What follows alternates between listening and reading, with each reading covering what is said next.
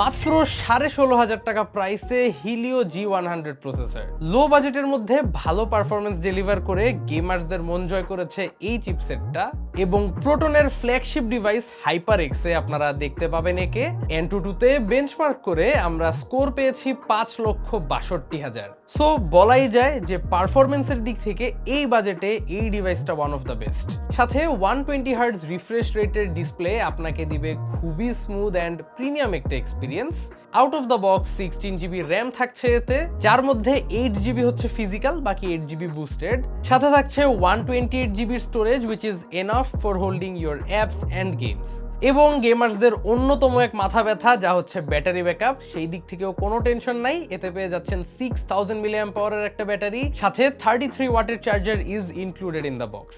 So non stop gaming and media consumption করতে পারবেন proton HyperX দিয়ে। ফোনটা পারচেস করতে ভিজিট করুন অথবা .com, বেস্ট বাই কিংবা ভিশন এম্পোরিয়াম।